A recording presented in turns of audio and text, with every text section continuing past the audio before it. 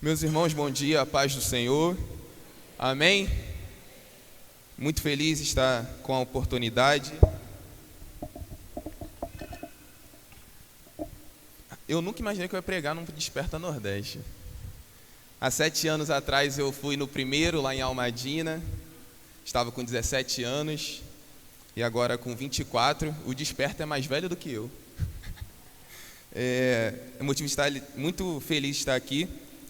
E pregar já dá um temor, né? E pregar depois da missionária Carla, vou falar igual os baianos, é barril dobrado. Então, que Deus nos ajude com o seu Espírito Santo. Esse momento também tem um valor muito simbólico para mim, porque minha esposa está aqui, é o primeiro Desperta dela, a Sara. Então, esse valor tem muito valor para mim, esse momento. O tema que nos foi proposto, até que nada mais importe. Queria convidar os irmãos a abrirem a Bíblia, Gênesis capítulo 22, nós vamos ler do 1 ao 13. Gênesis capítulo 22, nós vamos ler do 1 ao 13.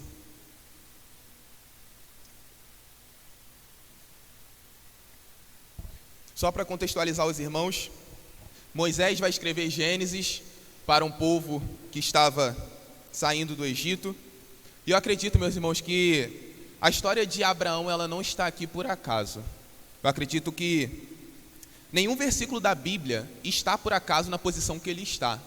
Então, antes de a gente adentrar ao texto e à exposição, eu queria lhe contextualizar no livro de Gênesis. Vejam só, do 1 ao 6, nós temos a criação.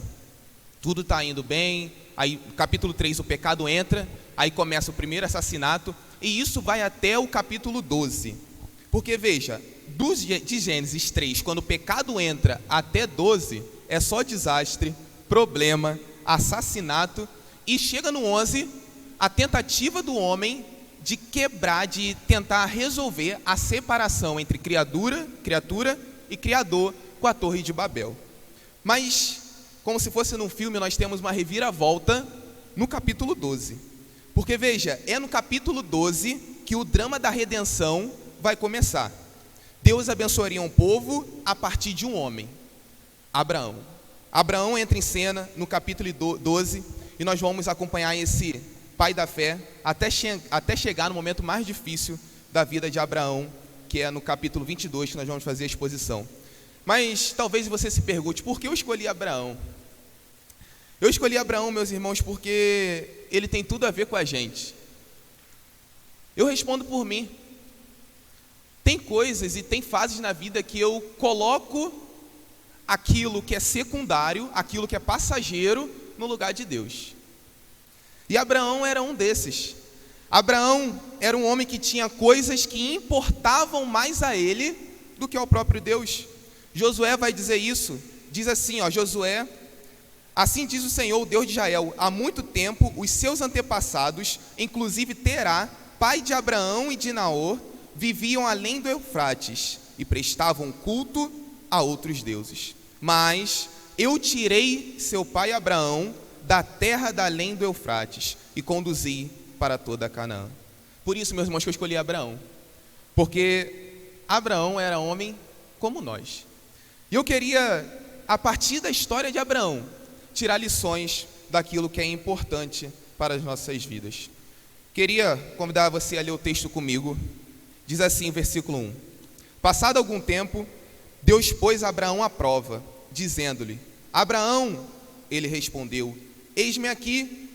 Então disse Deus: tome seu filho, seu único filho, Isaque, a quem você ama, e vá para a região de Moriá. Sacrifique-o ali como holocausto, num dos montes que lhe indicarei. Na manhã seguinte, Abraão levantou-se e preparou o seu jumento. Levou consigo 2 de seus servos e Isaque, seu filho. Depois de cortar lenha para o holocausto, partiu em direção ao lugar que Deus lhe havia indicado. No 3º dia de viagem, Abraão olhou e viu o lugar ao longe. Disse ele a seus servos: fiquem aqui com o jumento, enquanto eu e o rapaz vamos até lá. Depois de adorarmos, voltaremos. Abraão pegou a lenha para o holocausto e a colocou nos ombros de seu filho Isaque. e ele mesmo levou as brasas para o fogo e a faca. E caminhando os dois juntos, Isaque disse a seu pai Abraão: meu pai? Sim, meu filho, respondeu Abraão. Isaque perguntou: as brasas e a lenha estão aqui, mas onde está o cordeiro para o holocausto? Respondeu-lhe Abraão: Deus mesmo há de prover o cordeiro para o holocausto, meu filho. E os dois continuaram a caminhar juntos. Quando chegaram ao lugar que Deus lhe havia indicado, Abraão construiu um altar e sobre ele arrumou a lenha. Amarrou seu filho Isaque e o colocou sobre o altar, em cima da lenha. Versículo 10: então estendeu a mão e pegou a faca para sacrificar seu filho. Mas o anjo do Senhor o chamou do céu: Abraão, Abraão. Eis-me aqui, respondeu ele. Não toque no rapaz, disse o anjo. Não lhe faça nada. Agora sei que você teme a Deus, porque não me negou seu filho, o seu único filho. Abraão ergueu os olhos e viu um carneiro preso pelos chifres no arbusto. Foi lá, pegou-o e sacrificou-o como holocausto em lugar de seu filho. Vamos orar sobre a palavra? Senhor, nós somos gratos a Ti, Pai, pela oportunidade que o Senhor nos concede de estarmos meditando naquilo que o Senhor deixou. Pedimos que o Teu Espírito Santo esteja nos confrontando, tirando os ídolos do nosso coração e nos fazendo entender, Pai, que Tu és o mais importante na nossa vida. Em nome de Jesus, amém. Meus irmãos, uma perguntinha muito simples e está sempre presente nas nossas conversas é a seguinte: o que é melhor? O que é melhor domina as nossas conversas. Por exemplo, o que é melhor? Sorvete de chocolate ou de morango? O que é melhor para curar o soluço? Tomar um susto ou beber uma água? O que é melhor? Ford ou Chevrolet? O que é melhor? iPhone ou Android? Eita, vamos parar por aí. O que é melhor? Cuscuz branco ou... Não, fazer isso não, pelo amor de Deus. Eu ia falar Rio de Janeiro ou João Pessoa, mas eu vou... Vejam só.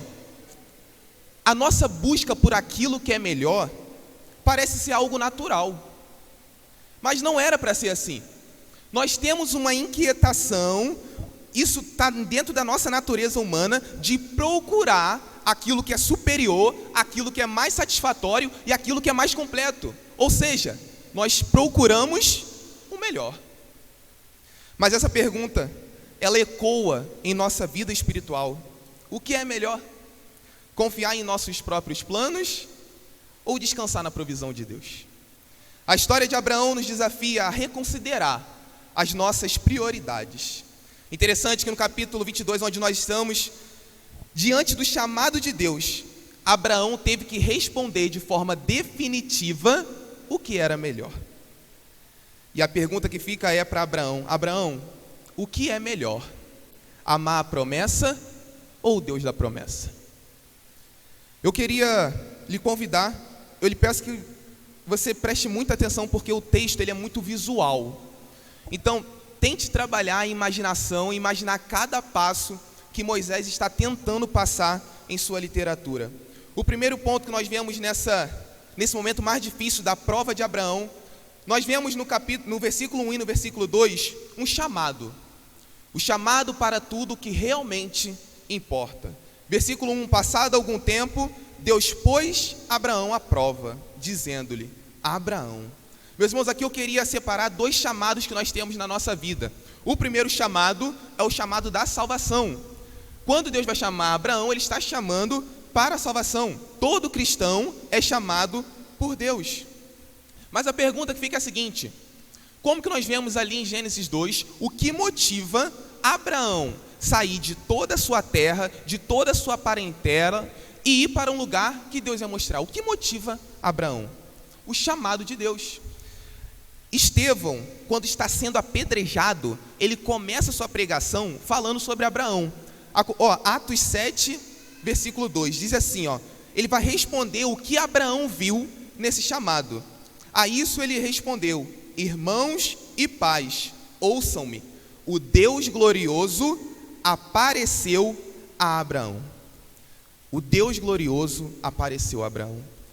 Por que eu queria trazer essa imagem do Deus glorioso chamando Abraão? Porque quando Deus é glorioso, quando eu vejo Deus glorioso, as coisas ficam no lugar que devem estar. O Deus glorioso, Ele coloca todas as coisas no lugar de coisas, Ele coloca pessoas no lugar de pessoas. Porque somente Ele é único, exclusivo, somente Ele é Deus. Mas a gente precisa entender também que nós somos chamados por aquilo que é belo, por aquilo que nos traz glória, porque isso chama a nossa atenção. Repare, por exemplo, o chamado de Isaías e de Moisés. Isaías capítulo 6, nós vemos também, antes de Isaías começar a profetizar, o Deus glorioso aparece para Isaías no capítulo 6. Os querubins, aquela visão do trono. Em Êxodo, Moisés, antes de Moisés ir para o Egito, o Deus glorioso aparece nele na sarça ardente. Ou seja, isso me motiva, isso me mostra que quando Deus nos chama, todas as coisas precisam estar no lugar certo.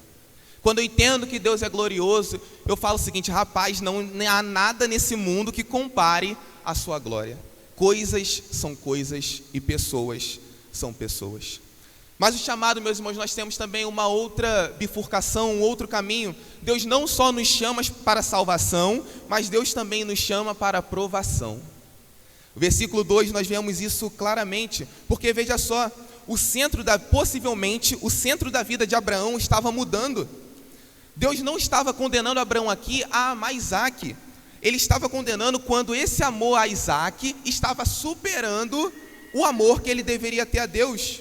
Versículo 2: então disse Deus: tome seu filho, seu único filho, Isaque, a quem você ama. Meus irmãos, eu aprendo aqui nesse chamado à aprovação no versículo 2, que Deus pede coisas difíceis demais para nós.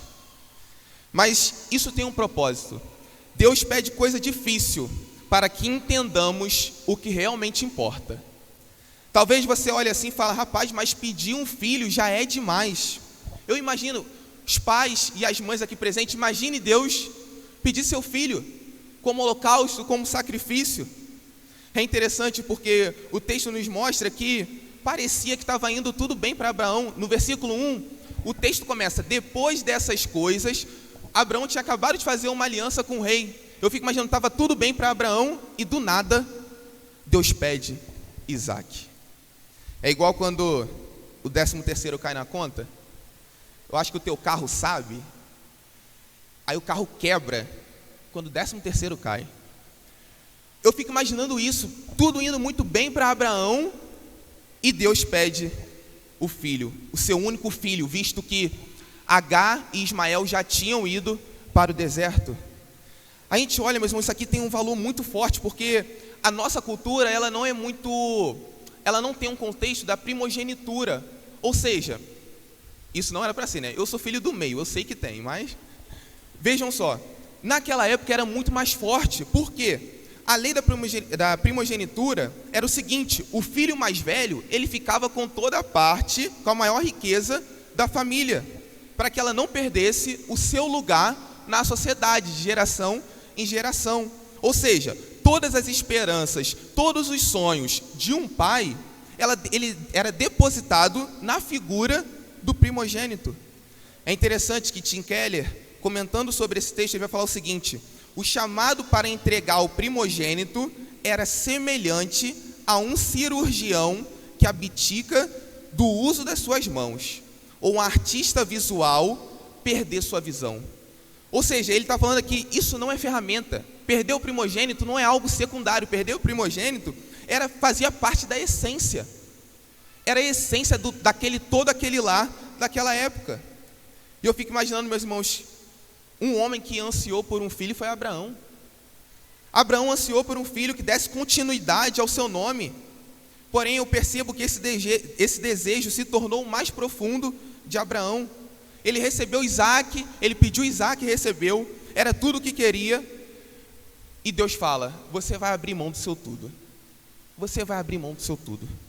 Isaac, eu fico imaginando que era a fonte de segurança de Abraão, a confiança dele, e que perder a criança era perder a sua própria identidade. Mas Deus pede, devolva o seu filho. Eu fico imaginando num diálogo, Deus perguntando: rapaz, será que Abraão vive por Isaac ou está vivendo por mim?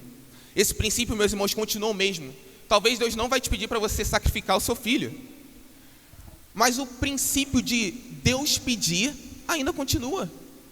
Deus vai pedir a minha vida, Deus vai pedir a vida dos meus amigos, Deus vai pedir a vida dos meus pais, dos meus familiares, do meu cônjuge. Deus pede. Por isso eu vejo que as consagrações que nós temos, ela nos redireciona para o caminho certo. É um treinamento para o meu coração entender que de fato aonde eu posso me prender, porque Deus pede. Nós somos chamados constantemente à prova.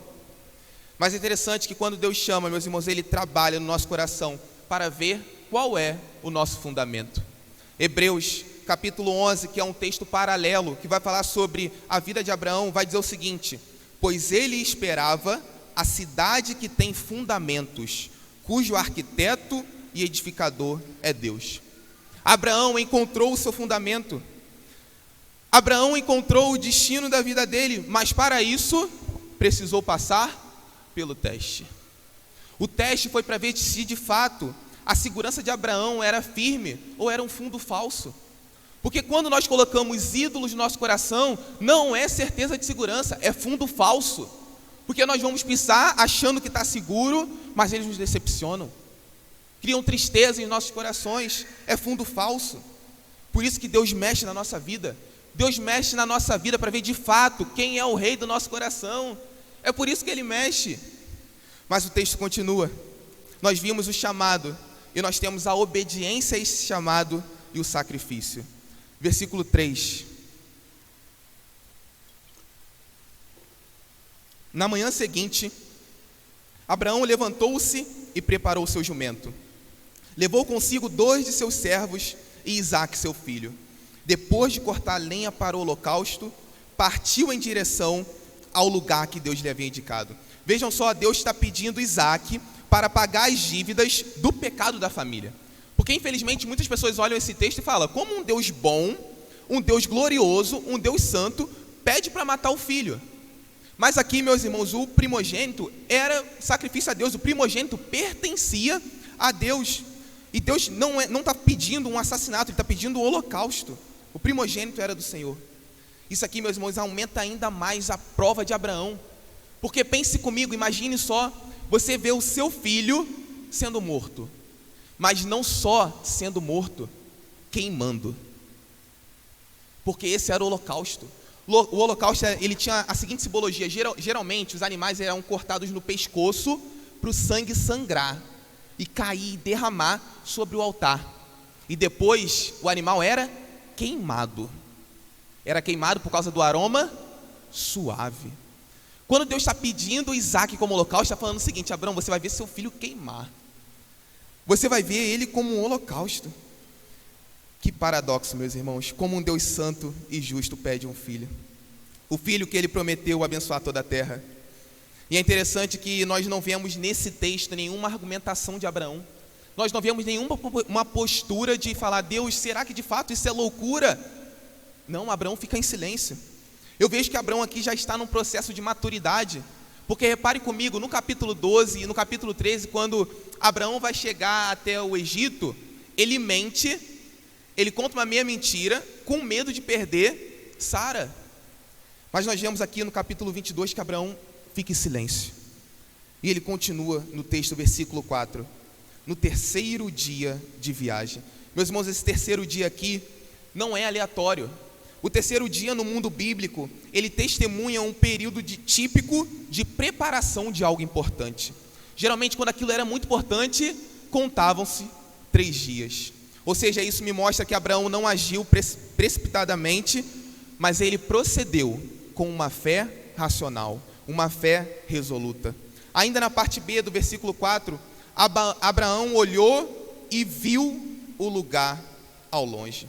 Aos leitores mais atentos, vocês vão perceber no capítulo 21, Agar, quando está no deserto, ela também faz esse movimento de levantar e, rapaz, aonde está a água?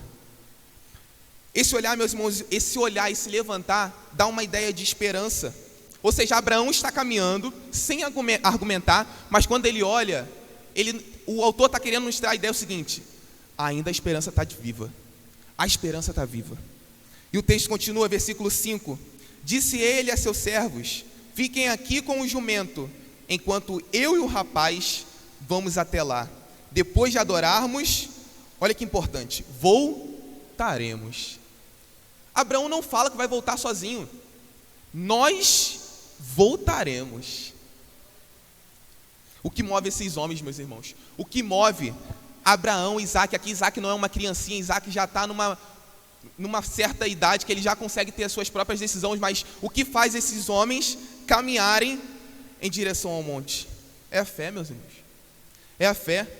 A fé não é um salto no escuro, como vai dizer Kierkegaard, o existencialista.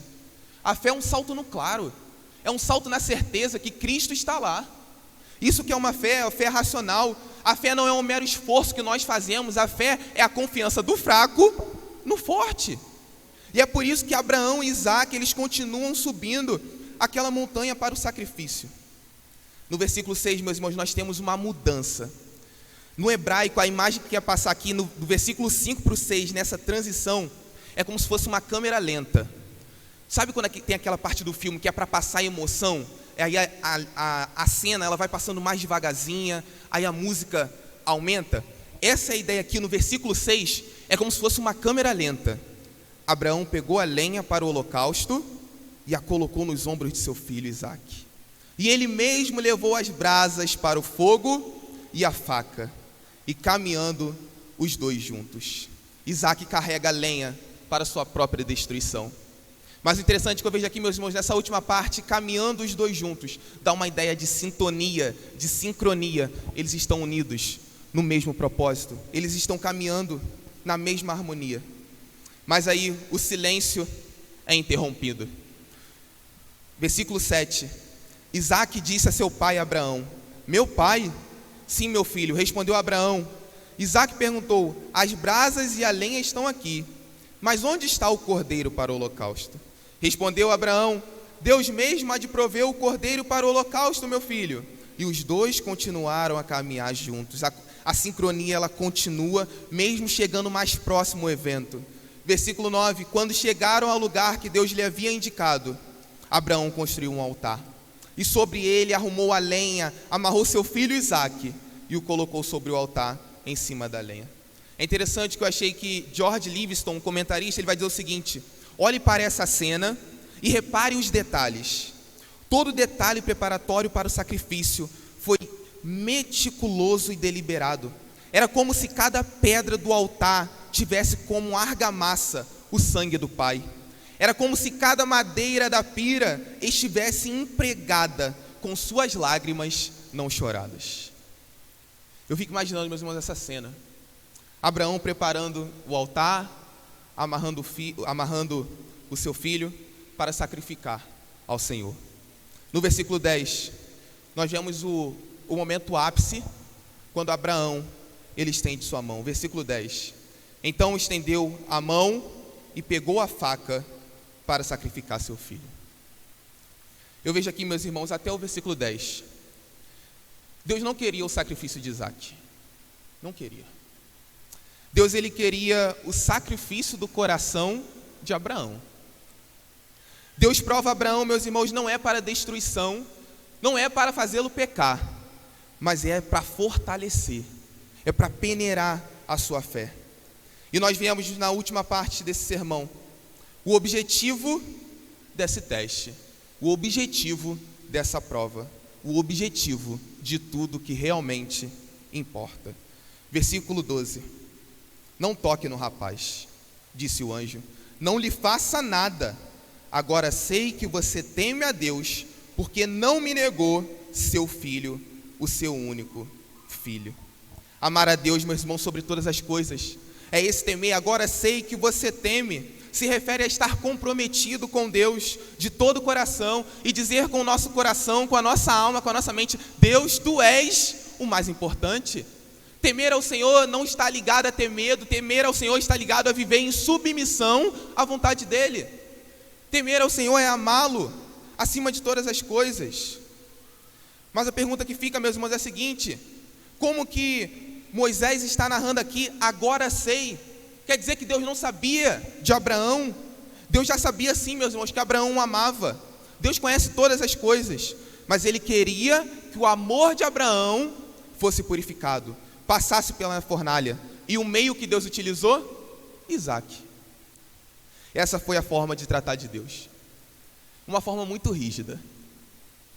Uma forma muito rígida de Deus tratar. Mas olha que paradoxo. É um ato de misericórdia. A gente olha assim e fala: rapaz, mas Deus está pegando muito pesado comigo. Ato de misericórdia. Lembre quando Paulo fala que foi ao terceiro céu e Deus coloca um espinho na carne, doloroso. A gente vê o relato ali em Coríntios, doloroso. Paulo reclama, mas ele entende que a graça bastava, mas era um ato de misericórdia. Pode ser difícil, meus irmãos, mas é ato de misericórdia. Quando Deus nos corrige, quando Deus nos testa para purificar a nossa fé, porque nós somos tentados também a colocar coisas no lugar de Deus. A gente não percebe muitas das vezes quando a nossa carreira, quando o nosso relacionamento, quando os nossos ministérios se tornam um ídolo para nós. E muitas das vezes a forma de Deus castigar é literalmente deixando. Paulo vai dizer isso aos Romanos, capítulo 1. Deus entrega. Quando Deus nos chama, quando Deus nos aperta, entenda, é melhor Ele apertar do que entregar. Às vezes parece que Deus está nos matando, mas o crente entende que Deus não mata, Deus salva. Quando parecer que Deus está te matando, lembre-se, Deus está me salvando de mim mesmo, me salvando de tudo aquilo que eu imagino que é bom para mim. Deus continua salvando. A reflexão, meus irmãos, que nós fazemos no versículo 2 é a seguinte: nós precisamos sim colocar os nossos Isaques no altar. Precisamos colocar os nossos Isaques no altar de Deus e dar a Deus a importância que Ele merece.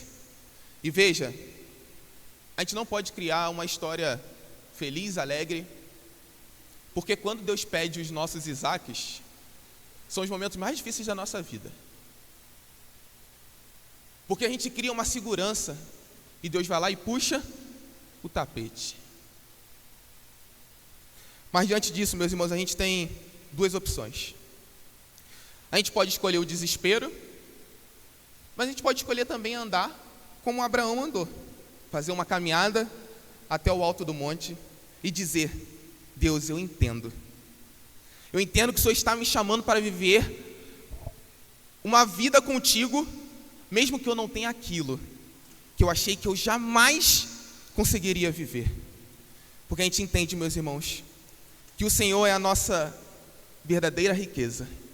O Senhor é a nossa saúde, o Senhor é o nosso amor, o Senhor é a nossa honra, o Senhor é a nossa segurança.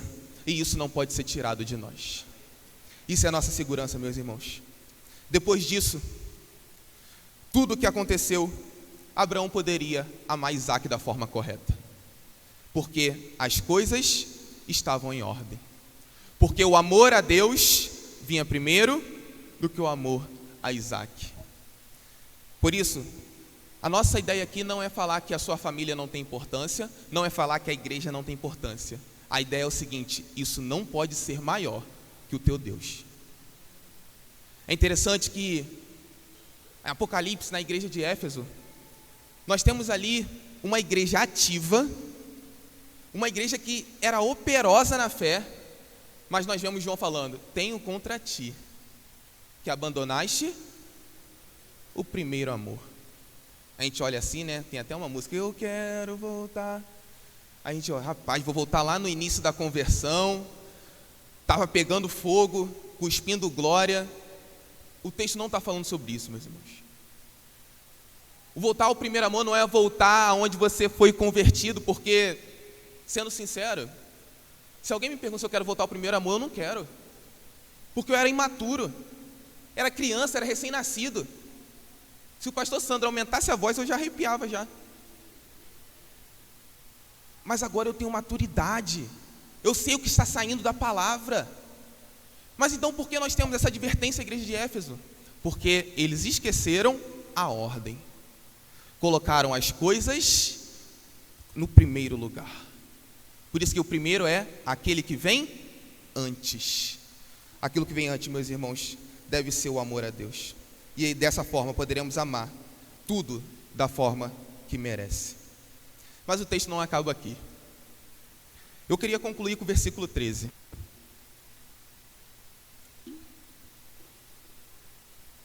Acompanhe comigo. Abraão ergueu os olhos e viu um carneiro preso pelos chifres no arbusto. Foi lá, pegou e sacrificou como holocausto em lugar de seu filho. Vocês lembram da introdução?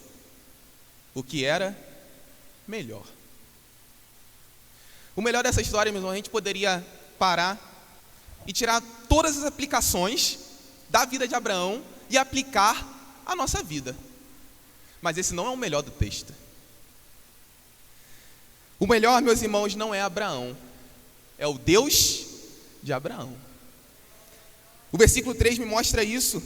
Ou seja, ao olhar, eu vejo o que realmente importa nessa história não foi em si a fidelidade de Abraão, mas foi a fidelidade de Deus. Porque Deus tinha uma promessa, e Isaac era o filho da promessa, e Deus mantém firme aquilo que ele prometeu. Por isso, o melhor dessa história não é Abraão. O melhor dessa história é Deus. O que realmente importa é entender que Deus continua sendo fiel, e por isso Ele merece toda a nossa adoração. O que realmente importa, meus irmãos, também é um convite que esse texto nos faz. O convite que esse texto nos faz aponta para o Messias. Romanos 8,32, aquele que não poupou a seu próprio filho, mas o entregou por todos nós, como nos dará juntamente com ele e de graça todas as coisas? Ou seja, a história que nós acabamos de ler é a sombra do Messias. É a sombra do Messias, ou seja, quando eu leio esse texto tem que me fazer levar a cruz, tem que me fazer levar ao sacrifício de Cristo. A cruz, meus irmãos, é um altar de sacrifício, e isso deve me fazer dobrar os joelhos, porque é isso que importa. A Bíblia não são várias histórias desconexas, é uma única história contada de diferentes formas, mas que todas vão apontar para a cruz, para Ele, para Cristo. Quando eu olho, meus irmãos, para a cruz, eu olho de fato, eu consigo dizer, olhando para a cruz, vale a pena gastar a vida por isso. Vale a pena gastar a vida por um Deus que me resgatou do pecado, para um Deus que me encontrou, para um Deus que mesmo quando eu não consigo ver o final da estrada, Ele está caminhando comigo. Vale a pena gastar a minha vida por isso. Porque Cristo nos salvou, Cristo está conosco, ao mesmo tempo que Ele é o nosso alvo, a nossa meta, Ele é o nosso companheiro de viagem. Ele caminha ao nosso lado. Por isso, o convite de hoje é sim, olhar para a história de Abraão. Mas o convite também é, olhe para a cruz. Olhe para a cruz, se maravilhe com ela, veja de fato quão grande é o amor do Pai. Fazendo isso, meus irmãos, o nosso coração estará orientado para o que realmente importa. Queria orar com você nesse momento.